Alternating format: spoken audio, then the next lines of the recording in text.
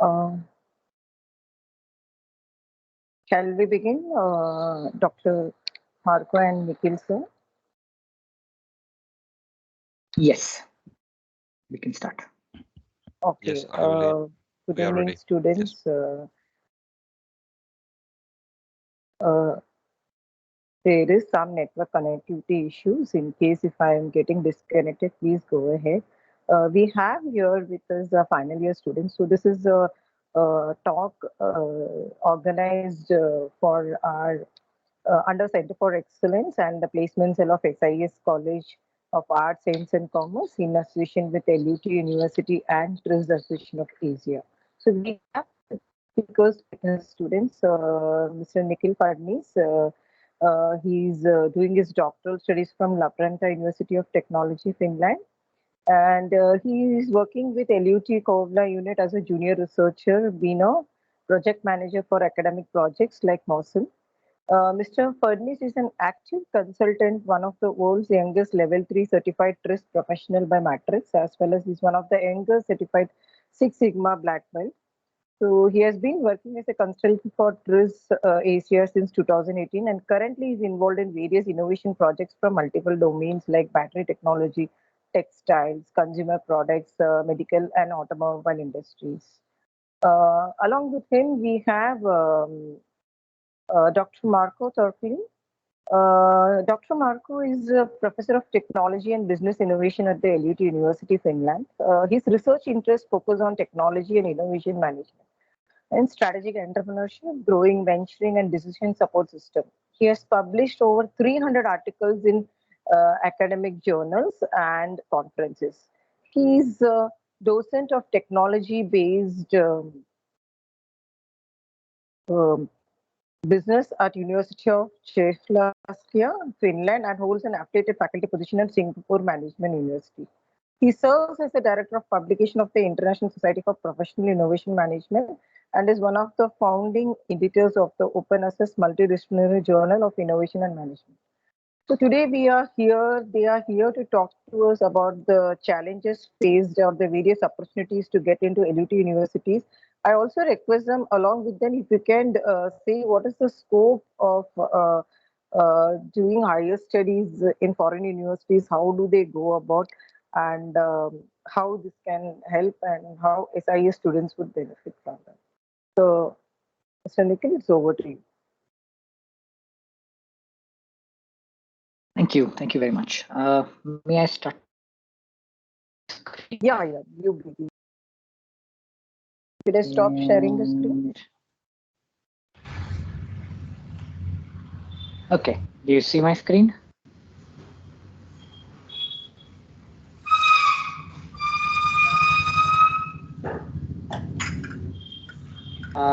Just let me know if you see my screen. Not yet.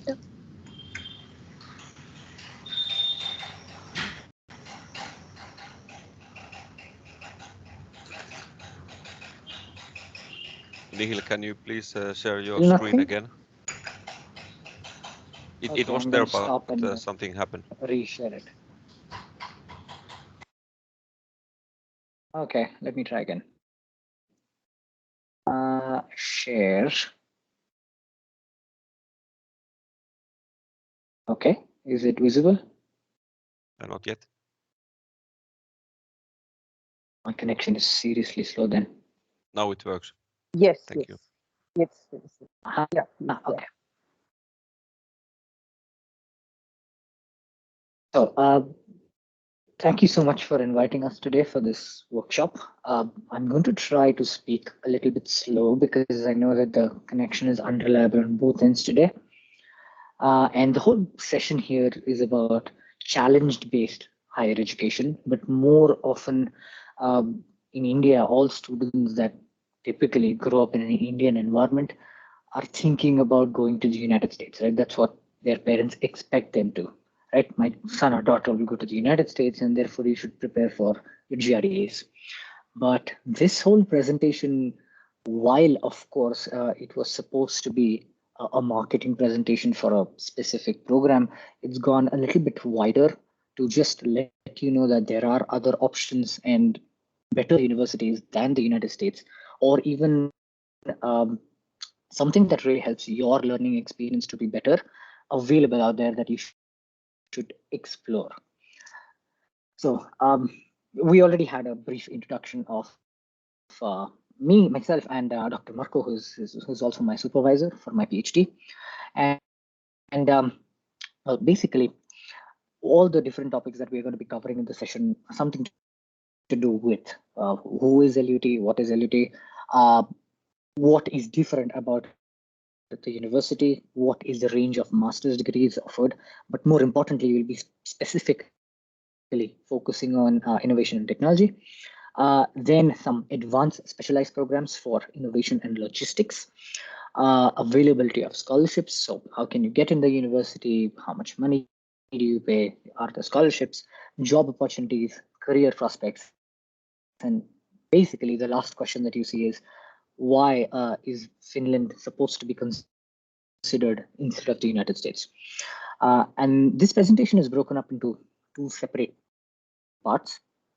The first one is actually one of the largest reasons of why Finland ranks as number 7 on the Global Innovation Index.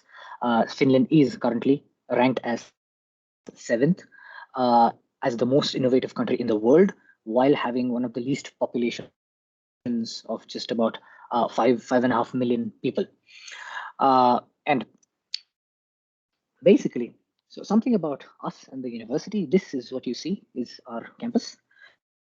And it's situated in Lappeenranta and Lahti. So the way we say LUT is standing for Lappeenranta University of Technology in English, but in Finnish, it's actually Lappeenranta University of Technology.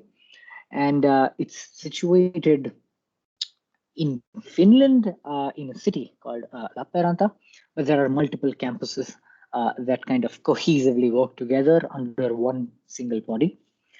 So LUT mainly focuses on 3 aspects of learning, or rather research, which is technology oriented and as well as business oriented. So what you see here is a kind of a framework that LUT has to follow. So for example, air turning into opportunities, water refining side streams to value, energy related research for transitioning to a carbon neutral world, and last but not the least, sustainable business. And some more details about these scientific solutions, what LUT is very good at, is already mentioned on the slide. So we are quite active in the most important areas of sustainable development globally. Speaking of which, here are some numbers for those who want to see the numbers. So LUT currently ranks in the top 300 universities in the world. And we also definitely have a business and management school, which is LBM, which also ranks in top 250s of the world. But more importantly, LUT is currently ranked as number 10 in the world, promoting climate action by United Nations. Our university is also ranked as number 2 in all of Finland this year. So we're making quite a bit of progress and leap in numbers since I've joined LUT in 2019.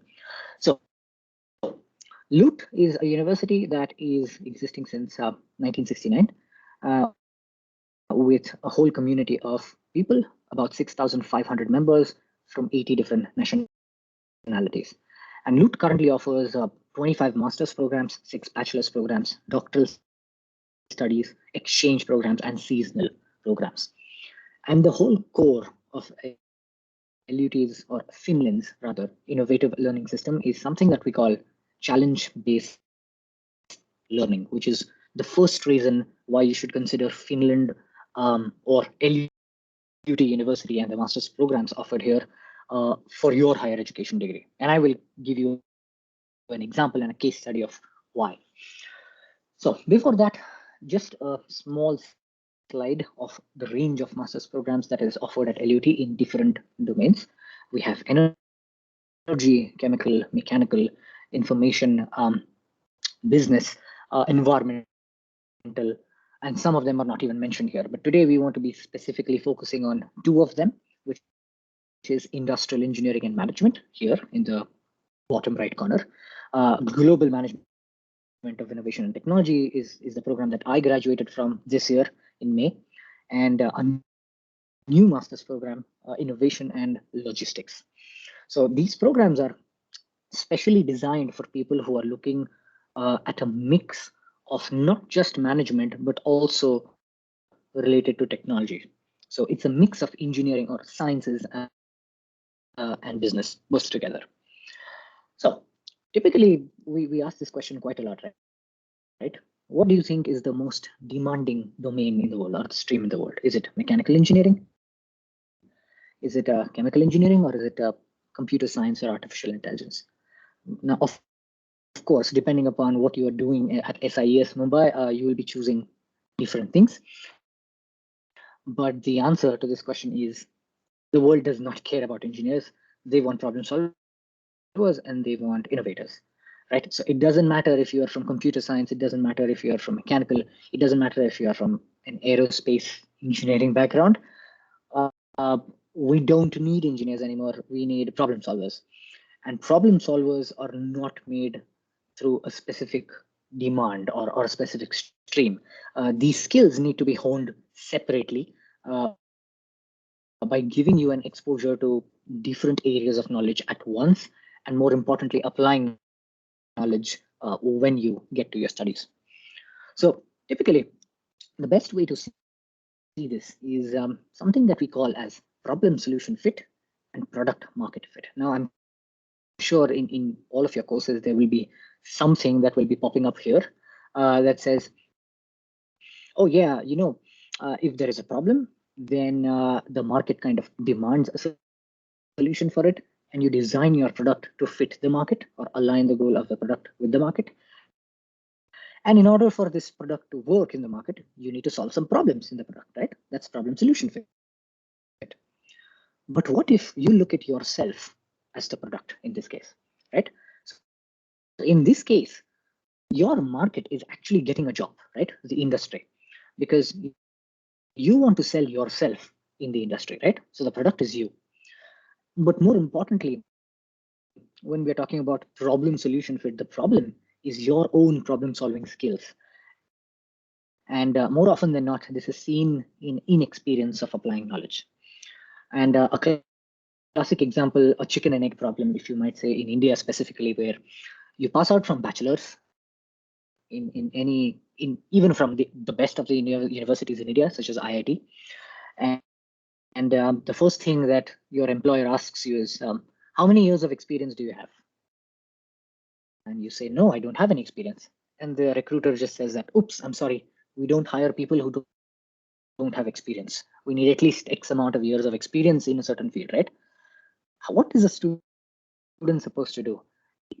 Technically, yeah, it's a dilemma where the student wants experience and he tries to apply for a job exactly for this purpose, but the recruiter tells him, oops, we do not hire people without any experience.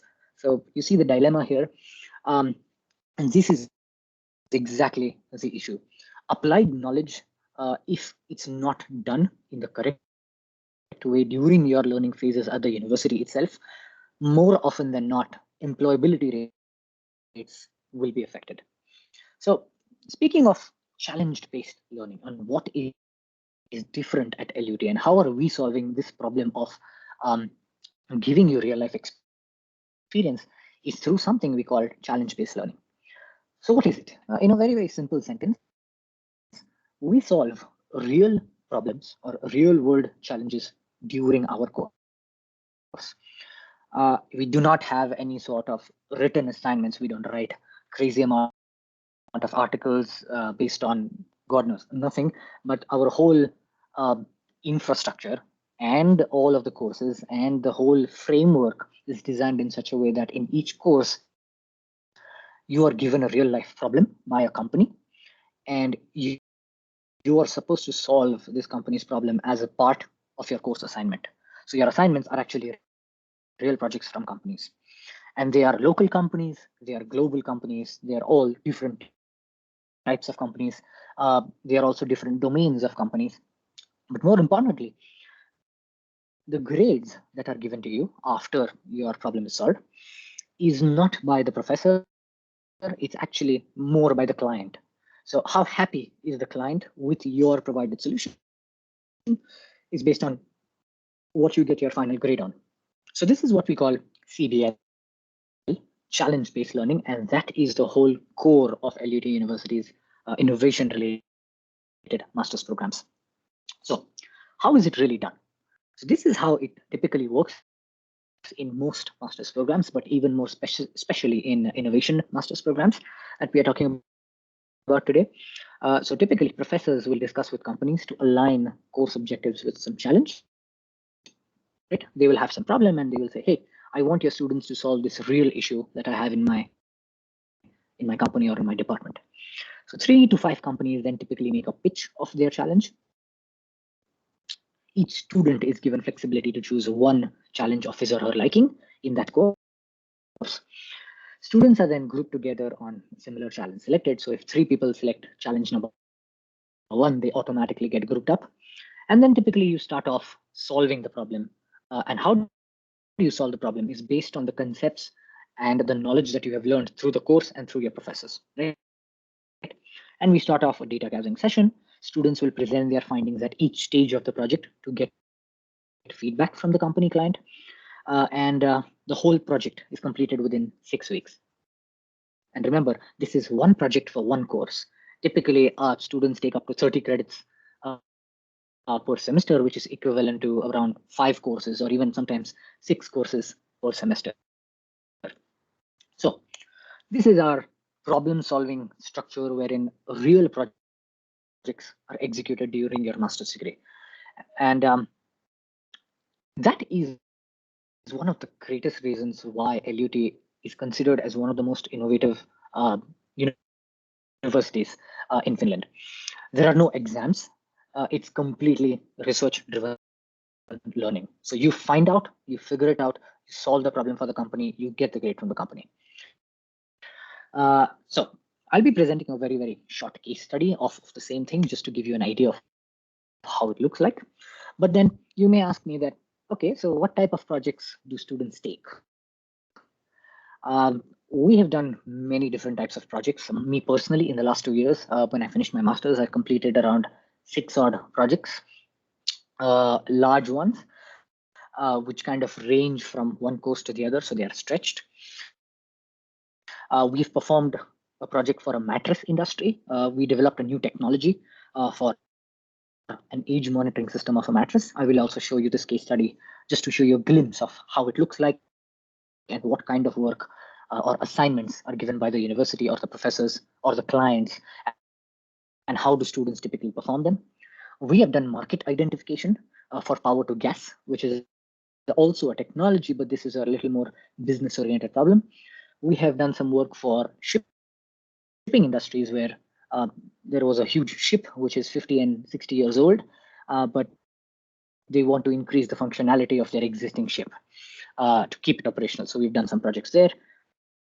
We've done some cost reduction projects for a huge medical company, and plastic reduction, so sustainability-oriented projects have been taken by students. A little more on innovation side of things, we've done innovation strategy development for a Swiss company. We've also done a new service development project for a German chemical company and a Chinese company. So complete global sectors and completely different areas of learning, ranging from mechanical to chemical to consumer products and cosmetics to shipping to energy. And that is what innovation students need. So if you are considering not just one field of, hey, I want to be a mechanical engineer, but rather you ask yourself, I want to be an innovator, this should be the innovator's job to solve any problem that comes to you, irrespective of the domain. So one of the courses that we had, this is just a very small glimpse of the type of work that I have done and the students of LUT have performed for a project. This company is a mattress company based out of the UK, United Kingdom. And they came up with a small problem in their mattresses. So they manufacture mattresses, right? And the problem was, we need an age monitoring system for a mattress. Why? Well, because typically mattress manufacturers give you a 10-year warranty on your mattress, saying that nothing will happen to it. But if you ask a kid to jump on this mattress every single day, then of course your product is not going to last uh, more than 5 years, right? So how does the user know that my mattress has become old or something has happened before, let's say, anything goes wrong, and not just based on back pain? So suddenly back pain begins and you say, oh yeah, my mattress is old. So we needed a solution, some sort of a cost-effective technical solution to let the user know that the mattress is worn out or has become old or it's losing its properties. And this was the objective and scope that was defined in our first session with the company. And based on this, we had a certain project logic, which is basically we did some benchmarking of the existing system. So we studied what is out there. So we had a lot of patents, patent applications studied, technology studied for how do we track the wear or the age of anything of a physical product. And we found some benchmarking solutions to see what's the best out there. Then we had some tools that we used, because this course was called as TRIZ, which is Theory of Inventive Problem Solving. Our professor expected us to apply all the knowledge that is used in theory to be applied in practice. So we are forced to apply this knowledge on this real project. Then we performed some cause and effect chain analysis, and we came up with some list of issues that we need to solve in order to build this technology, right? And we came up with, let's say, some sort of key problems that we need to solve. For example, how do we measure the change in compressive forces to inform the user about wear? How do we measure the oscillations of the mattress? So the number of times it goes up and down or when you jump on it. And perhaps we can use that to inform about the wear of the mattress, and so on and so forth. We tried to solve each and every one of them. And we came up with some very interesting directions in just about 5 weeks. And here are some glances of solutions that our students produced, including me. I participated in this project. For example, there were some solutions based on change in conductivity or resistance of the substance. So one issue that we found with the mattress was older mattresses tend to hold a lot of water and moisture inside. As a result, they lose their property of pushing you back against the bed. Of an electrical resistance measuring device, and when you absorb water, the electrical resistance should change, and we can use this change to inform the user about the mattress, the level of wear in the mattress. We also had some solutions such as sensors, but unfortunately, sensors are never a good idea to implement. Even though they look very practical, they require a power source. And putting a battery or some sort of a power source inside the mattress could be very tricky and more often than not expensive, right? 7 solutions were also found on color changes. So perhaps we can use color changes to indicate how old the mattress has got. And we found some technologies based on that, such as thermochromic inks, wear-based or moisture-activated inks, ultraviolet light-based inks. But these are all from chemical domains and not from, let's say, mechanical domains. So it was even better, right? There were some more solutions based on computers and digitalization, wherein we used augmented reality and QR codes to simply use the existing internet to inform the level of wear of the mattress, and some other means such as smell. So if your mattress gets old, it gives a certain smell. But one interesting solution that the company was baffled with was something to do with frictional forces. So typically, we are trying to use whatever is there in the mattress and trying to use existing resources to inform about this wear level, right? So what are we trying to do? We're trying to inform the human of a wear of a mattress using frictional forces, because you sleep every day, which means there is friction every single day. So can we use frictional forces?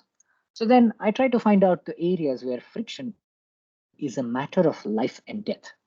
And this industry, whichever industry has has their whole business dependent upon friction, will have a technology that they use which will be proven to work, which means it's very easily acceptable for mattresses. So let's try and find out which industries or leading industries are dependent on friction for their business. And the first answer that should pop in your mind is tires, right? Tires cannot exist without friction. The whole goal of the tire is friction, right? Without friction, the tire industry would not exist. Consumer products, specifically shaving, because lots of skin contact is needed. And of course, if they don't know how old the blade is, and the man does not know while shaving, he might cut himself, there might be an infection and all of that, right? The shoes industry, of course, and the wiper blades, because again, wiper uses friction to move water away. So how does the car manufacturer or the user know whether his wiper blades are supposed to be changed over a period of time? And we found the technology in the tire industry. So how do they detect wear in a tire industry? And the answer is on your right hand side, the tire tread wear indicators. So what you see is these little points or nubs. And when you run your finger over a new tire, you will feel these lumps. But when it's an old tire and you run your finger over the tire again, it will feel completely flat, right? So what if we were to adopt this solution and apply it to the mattress? And we did the exact same thing. So grooves were made on the top layer below the removable top color with just some textured patterns. And when these grooves become flush or in a straight line with the top layer, it indicates that this mattress has become very old.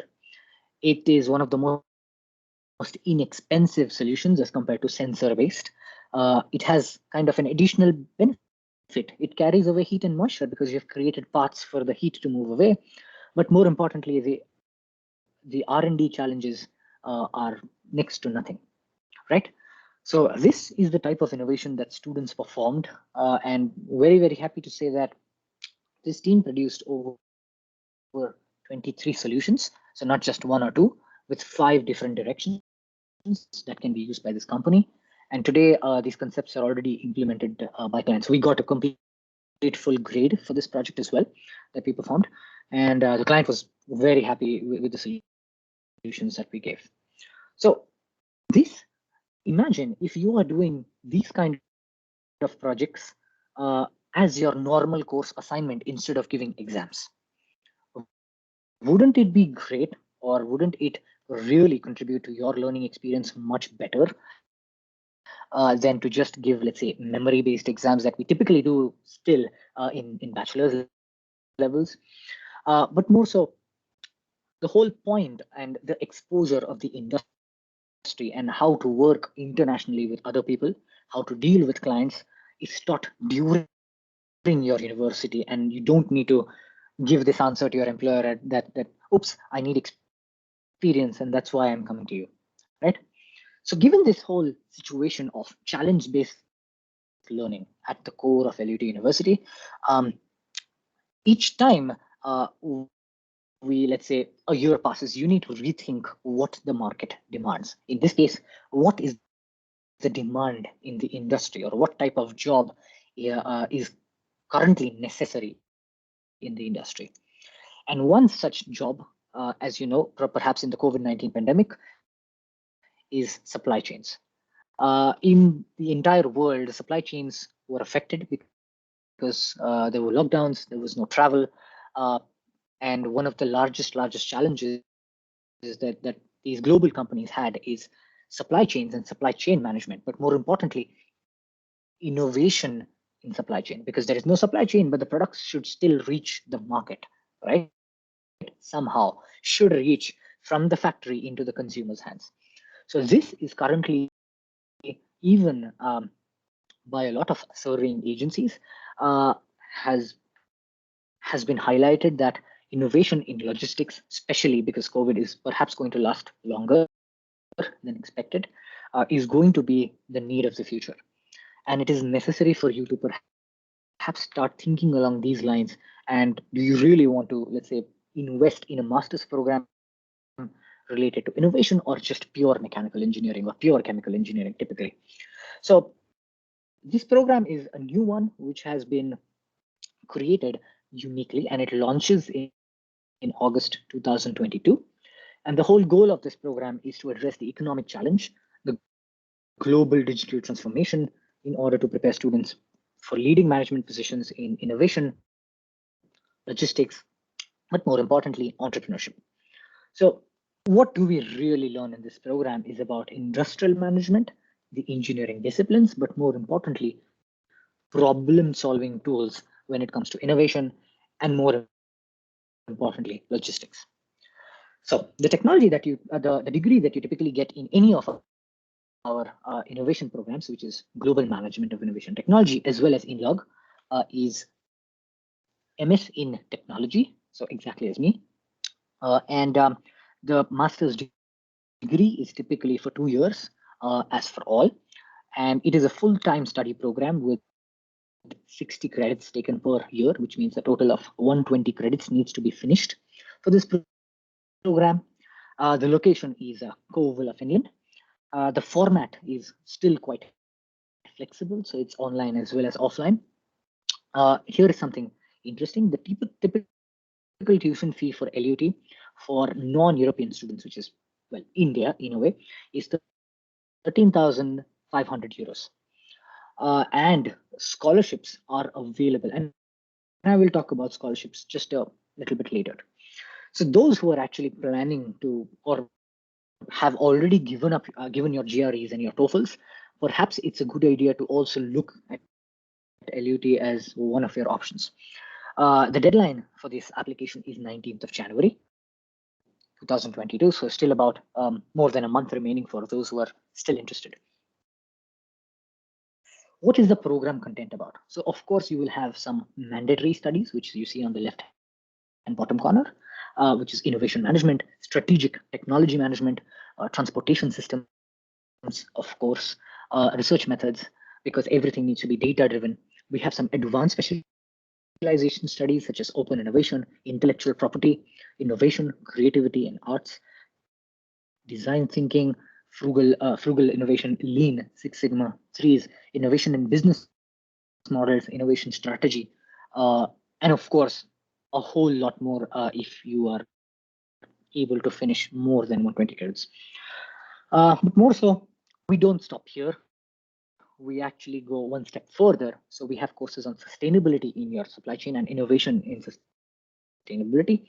So something to do with blockchains and what blockchains are. A MicroMasters program, which is a minor studies. Remember, every innovation program is a mix of engineering and business. So all that you see here in minor studies are actually engineering related studies that you are still, you must complete. So for example, in my studies, I finished mechanical engineering as 24 credits as my minor. So everything from hybrid materials to solar cells to material sciences was learned. But there are a range of options available for the same, within which there are some advanced specialization studies such as digital entrepreneurship, strategic entrepreneurship. There'll be something about marketing. So basically, what you become at the end of the day is a generalist and not an absolute specialist. There are two types of people in the world: those who are, let's say, PhD in mechanical engineering and bubbles. So they know everything about bubbles, but outside bubbles, they don't know anything, right? But quite the opposite. In this case, in this program, you learn everything here and there to give you a holistic picture, because you are the one who are standing in the middle of this whole world, and you can connect technology to business. That's the big benefit, because remember, innovation is just an invention if it's not commercialized successfully. And last but not the least, for 30 credits, you typically end up with a master's thesis. A master's thesis is an individual project which you work on for 6 months full time, and it will be paid. And this master's thesis contributes to a whole bunch of your grade in the end of your studies. So at a glance, the whole LUT University and its innovation-related master's programs come from challenge-based education at the core, which means real projects during your courses and no exams. We also have master's thesis placements for the best student. In fact, people pay you to do your master's thesis. So that's how it works abroad. a complete networking approach and stakeholder perspectives, a hybrid and flexible mode of teaching. And last but not least, of course, industrial challenges integrated into most of the courses in the program. Now, let's talk something to do with United States and Finland. I happen to have a brother who graduated from Carnegie Mellon University. You may have heard it's the world's top 10 universities, especially for computer science, electronics, and artificial intelligence. So he's currently employed with Microsoft. But the first thing when I asked him about his experience at United States universities was, okay, so how are you doing? And he told me, we are having a competition to see who studies the most. I'm like, what do you mean? So we are studying till 3 a.m. and 4 a.m. I'm like, excuse me, I don't think that is called studies. I think that's called by hearting.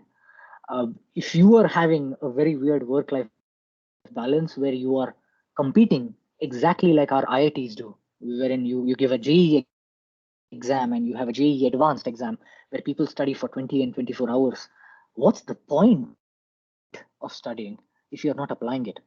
I also asked him about real projects. So I asked him, okay, you're in CMU. So do you get real projects from Apple, Google, large companies? Like, no, we are giving dummy projects and we do assignments. Like, okay. And then I asked him, okay, so what's your master's thesis about? Because, that's the one criteria that is absolutely essential if you want to pursue a PhD. They will ask you about what was your thesis on and what was the contribution to the society as a whole. And he told me there is no master's thesis. And that is where I was in complete shock. A top 10 university in the world, which does not have a master's thesis, is quite odd. So more often than not, I started comparing Finland and United States. So speaking of job opportunities and relating it to United States, Finland is mainly a service sector. So we have lots of consulting companies and banking industries, financial sectors, but more often even a manufacturing industry with very high salaries. And I will also give you some numbers if you want them. Finland is one of the largest producers of paper and wood industry, which is forestry and furniture. Now, because it has low population, it's just about 5.5 million, which is less than half of Mumbai in the whole country. Finland wants intellectuals to stay in the country, unlike United States, where getting a visa is still next to impossible, especially if you're on an H-1B. And in United States, there is still quite a lot of issue with Indians, and they're being thrown off of jobs. You do get permanent residency in 5 years. But more importantly, because you are in Finland, it's a very strategically located place. You can have access to pretty much all of EU. Norway is not a part of the European Union, but it's still a big industry. You have Sweden, which is known for manufacturing, if you're interested in those. Germany, which is automotive, artificial intelligence, remember Fraunhofer's. Belgium, which is again a manufacturing hub. Visa free for even more job hunting. So it's located somewhere very strategically near all of these different sectors. Something about average salaries in Finland, which might come as a shock, but a salary of a normal public employee is 40 lakh rupees per annum. And a private company, the starting salary is typically 37 lakh rupees per annum. I will be very honest. This salary number that you see actually is very, very close to that related of a delivery job as well.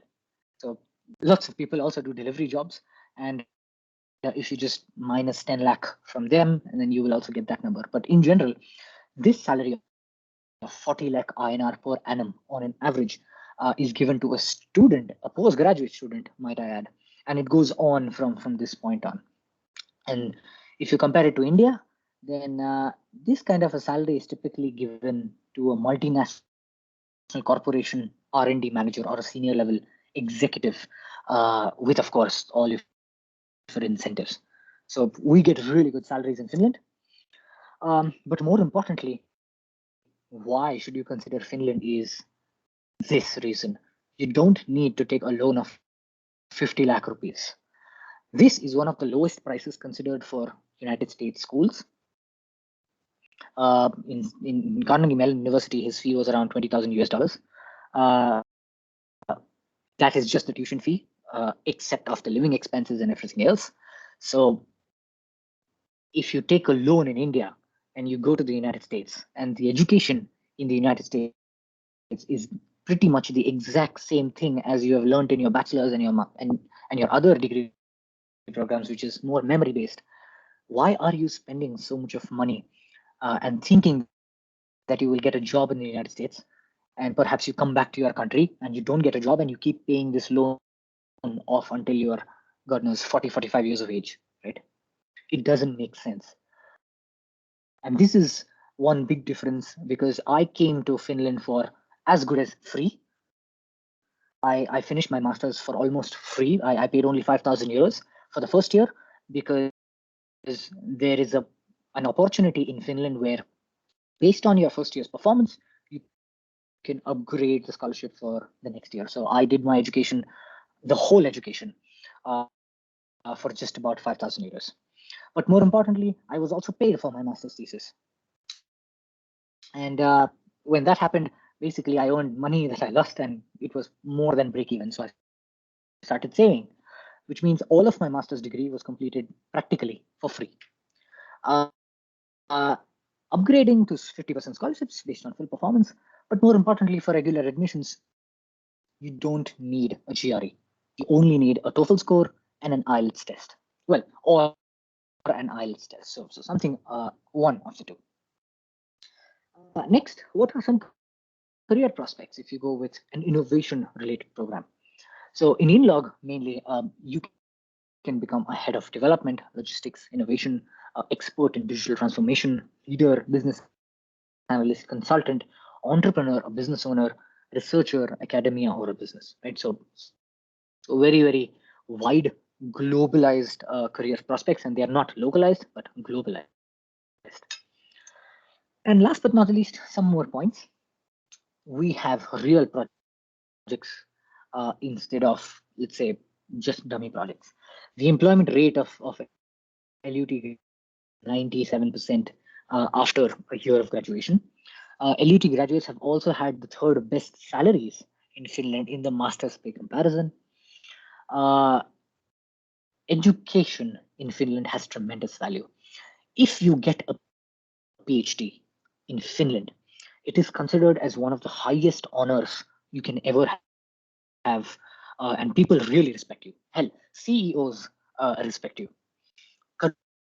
Conversely, in India, I am still yet to see an institution that truly, from their bottom of the heart, says that I'm proudly a professor. It's very rare that it happens.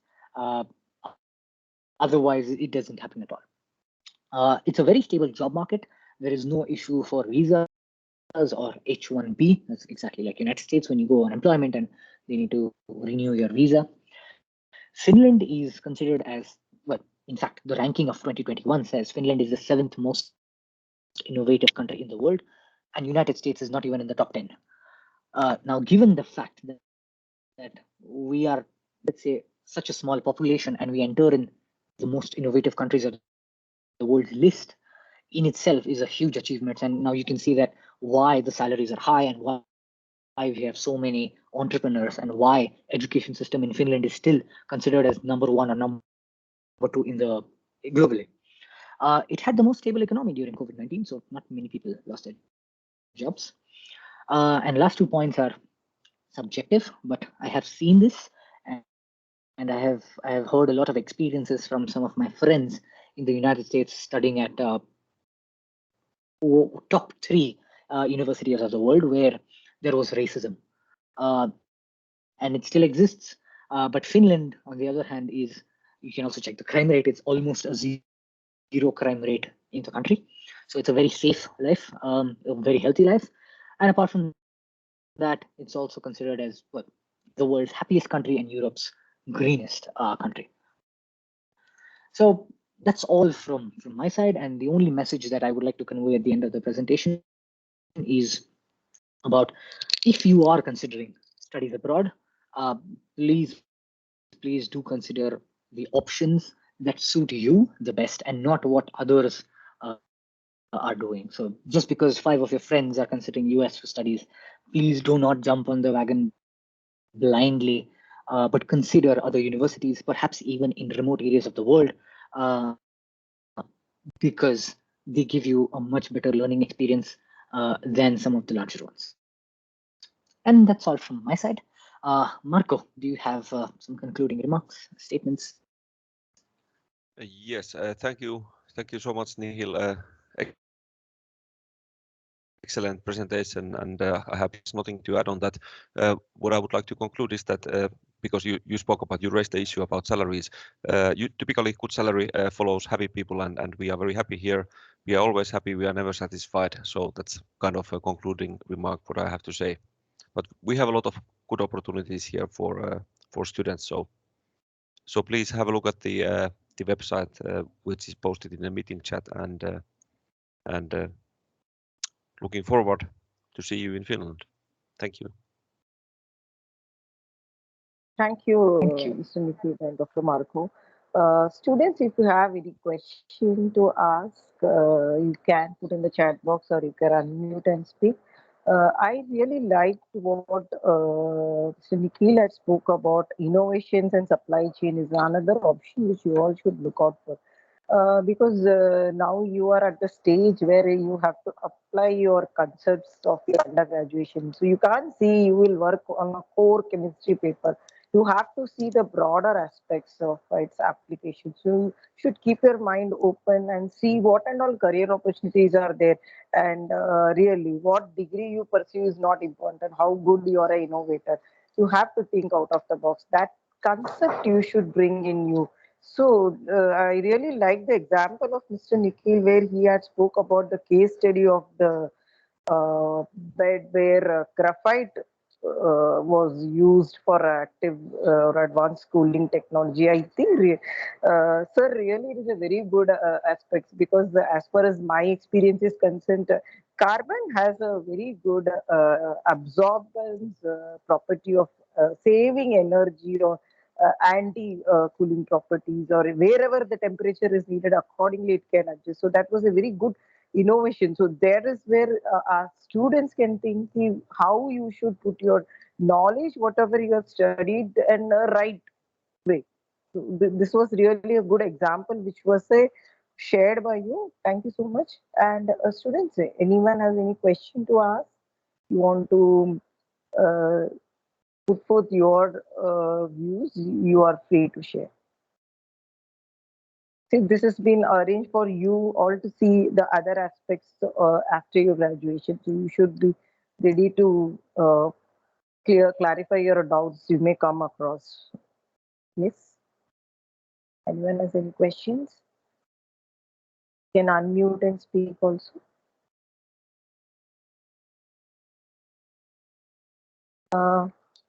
Can I ask one question, Dr. Marko? Yes, please. How exactly that hybrid mode, online offline mode of degree program would be a M.Sc program which you have mentioned? In how hybrid mode? I'm mainly concerned about that offline. They how long they have to stay there and about their stay, and you can say they will have a facilities of hostels, etc. So how expensive it would be?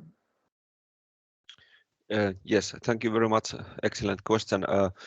This program that we are now establishing, it's not fully online, which means that the students who are applying are supposed to stay 2 years in Kouvola. So it's from Monday to Friday, like typical programs at the university. We do have some minor studies from IT, etc., which will be apparently online, but otherwise it's a physical teaching, because idea is that we have these company challenges that students will solve. Those will be solved physically in a classroom, not online. So that's kind of the idea of the program. Thank you for your question. Oh, okay. So with respect And do they need any to foreign the housing and language? the hostel. Yeah. Okay, I'll I answer this also question meant, and then I'll come back to yours. yes. The one with the hostels. I've been staying in a hostel still. I still live in a hostel in a way, but the city actually has a housing association for students, wherein we get extremely subsidized rates. So the whole city is kind of a hostel. That's how it is. So it's not just a one building hostel and everybody stays in that. It's the whole city. So 85,000 people or so in the entire city. All of them are mostly student community. And the hostels are typically like 3 shared room apartments. So everybody gets one private room for their own and shared amenities. But they also have like individual apartments, and the rates are very, very subsidized by the university. It includes internet, your water taxes, so you don't pay for anything else but Okay. just your rent. So typically, I paid around 200 euros per month for like a 3 BHK, which is around 16,000 rupees, which is, I guess, normal, including internet. Even for the Okay. food, actually, the university offers subsidies, and the food at the university is subsidized to such an extent that you can get unlimited amount of food for 3 euros or so. So everything is taken care of, and the amenities are kind of an ecosystem that the university is built. Oh, yes, that's great. One more question. Uh, do they need to know some foreign language, or there is some eligibility criteria apart from the TOEFL and IELTS exams? They do need to To enter apply to into the the. university, no. They only need to know Okay. English. Oh, But okay. there is Fine. always Fine. an option of learning new languages in university. So you can learn German if you want Hmm. German, Finnish if you Okay. want Finnish, and many other different languages as options. Okay. Okay. And That's 70 or just 80% of optional. Yeah. Finnish people speak English, so no problems with communications. That's correct. Okay. Fine. Fine. Okay. So, anyone has any question Nikhil from the sir, I'm audience? Manoj Konar, and I want to Yeah. ask you a question about the scholarship. How are we supposed to identify that we are eligible for the scholarship? Like, how is the grading system there? Okay, so scholarships are given based out of 40 points. So it's a point-based system, and points are awarded for specific activities. So if I were to take 40 points and split them into two parts, it is 20 points and 20 points.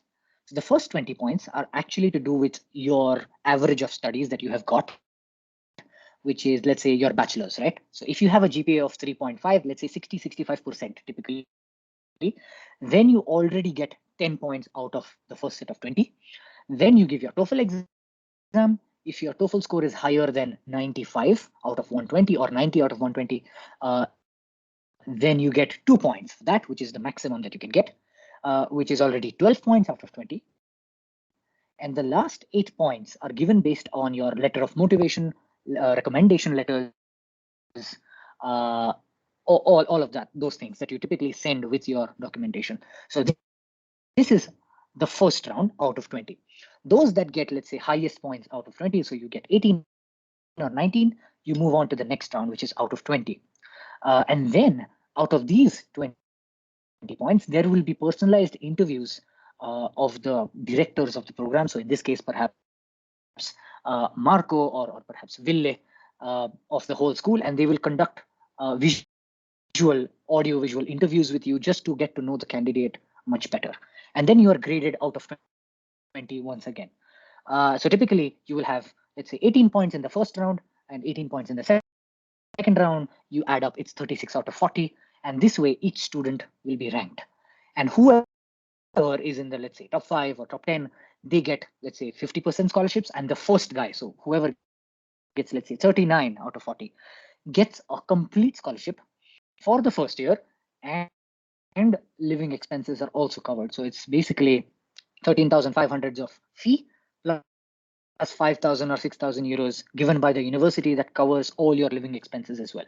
So you're fully sponsored by the university in this case. So this opportunity is only available to one single student who is the absolute best, but most of them, almost 40 to 50% of them, get a 50% scholarship for the first year. And you only need to worry about the first year of scholarship, because even if you don't get a scholarship in the first year and you pay the full fee, you are always eligible for the next year based on the grade that you get. And there is a criteria for it, that you need to complete 60 credits in 1 year and get at least a GPA of 4. And if you get that, you will upgrade your scholarship for the next year and your fee will be halved or completely removed. So did I answer your question in sufficient detail? Yes, sir. Yes, it's sir. there on the website. There on the website as well, Yeah. this grading system or pointing system of how the points are given. All right. And sir, there is one more question. You said that we will be having projects, and on based of that projects, we will get our credits or marks. So will there be any writing exams, or just on the basis of project we will get our results? Okay. In some cases, there are written exams, but those written exams have very little, how can I say, percentage of your grade. So for example, typically the way it works is, for example, my course that I showed you, 70% of our grade was based on the project, and 30% of the grade was a quiz, which is kind of an exam. So sometimes there is an exam, but sometimes there is absolutely no exam as well. So it depends on the professor. So we had one project where we literally did not do a single assignment.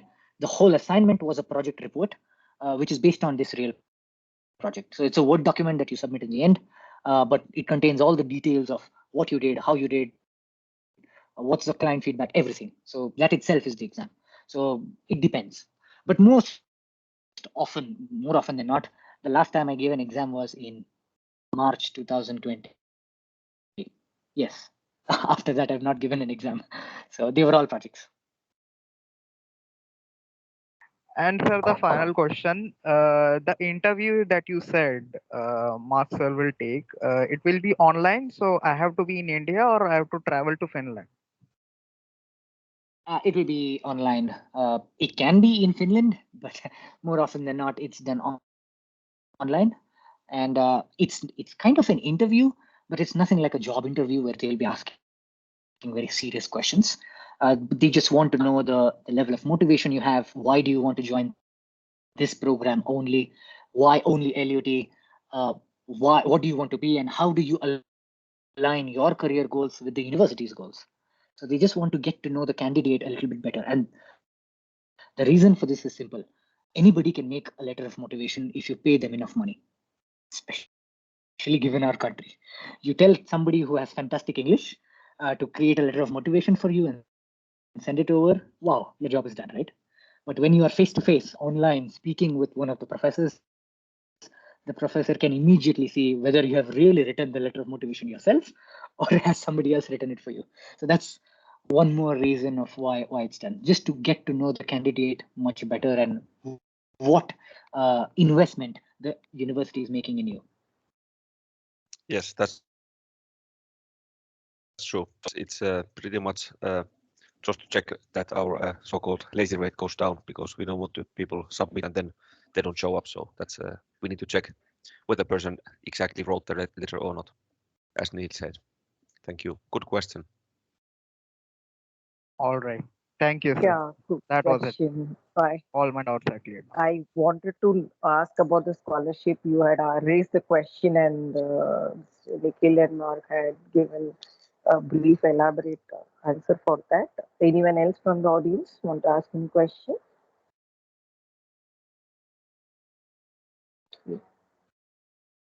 So we come to the end of the session. On behalf of SIES College, Arts, Science and Commerce, Center for Excellence and Placements, we thank to Nikhil, PHADNIS and Dr. Mark for their presence and giving one insight into the opportunities or the challenges which they have to face for getting into LUT universities.